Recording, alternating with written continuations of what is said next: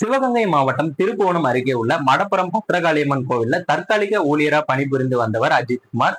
இந்த கோவிலுக்கு மதுரையை சேர்ந்த நிக்கி என்பவர் தனது தாயுடன் சாமி தரிசனம் செய்வதற்காக கோயிலுக்கும் சென்றிருக்காங்க. அப்போது தனது தாயின் நகை அஜித்குமார் திருடி விட்டதாக திருப்புவனம் காவல் நிலையத்துல புகாரும் அளிச்சிருக்காங்க. இந்த புகாரின் அடிப்படையில பாத்தீங்கன்னா அஜித்குமாரை திருப்புவனம் காவல் நிலையத்தில் பணிபுரிந்த குற்றப்பிரிவு தனிப்படை காவலர்கள் விசாரணைக்கு அழைத்து சென்றிருக்காங்க. அஜித்குமாரை காவலர்கள் விசாரணைக்கு அழைத்து செல்லும் போதே 5க்கும் மேற்பட்டு அவரை தாக்கியும் இருக்காங்க. இந்த தாக்குதல்ல பாத்தீங்கன்னா அந்த நபர் உயிரும் இழந்திருக்காரு. அஜித்குமார் மரண வழக்கு கொலை வழக்காக மாற்றப்பட்டு 5 காவலர்கள் கைது செய்யப்பட்டிருக்காங்க. இந்த வழக்கை விசாரிக்க உயர்நீதிமன்ற மதுரை கிளை அதிருப்தியும் தெரிவிச்சிருக்கு. சிபிசிஐடி போலீசார் நியாயமான விசாரணை நடத்த வேண்டும் என்றும் மாவட்ட நீதிபதி தலைமையில் நீதி விசாரணை நடைபெறும் எனவும் தெரிவிச்சிருக்காங்க. தொடர்ந்து வழக்கு சிபிஐ வசம் ஒப்படைக்கப்பட்ட நிலையில பல்வேறு இடங்கள்ல அதிகாரிகள் விசாரித்து வராங்க.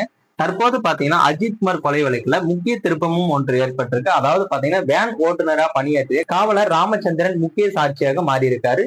எங்கெங்க அழைத்து சென்றாங்க என சிபிஐ அதிகாரிகளை அழைத்து சென்று வாக்குமூலம் அளித்ததாகவும் தகவல் வெளியாகி இருக்கு. யார் யார் அஜித்குமாரை தாக்கினாங்க என்பது தொடர்பான அவர் வாக்குமூலத்துல கூறியிருப்பதாகவும் தகவல்கள் வெளியாகி இருக்கு. ஏற்கனவே ராமச்சந்திரன் சஸ்பெண்ட் செய்யப்பட்டுள்ள நிலையில அவர் பாத்தீங்கன்னா முக்கிய சாட்சியாக மாறியும் இருக்காரு. அஜித் அனுபவித்த கஸ்டடி சித்திரவதைகளுக்கு முக்கிய நேரடி சாட்சியாக இருப்பவர் ராமச்சந்திரன் என்பதும் குறிப்பிடத்தக்கது. மேலும் இது போன்ற வீடியோக்களை உடனுக்குடன் காண மறக்காம நமது சேனலை சப்ஸ்கிரைப் பண்ணுங்க. வீடியோ பயனுள்ளதாக இருந்தால் மற்றவங்களுக்கும் ஷேர் பண்ணுங்க.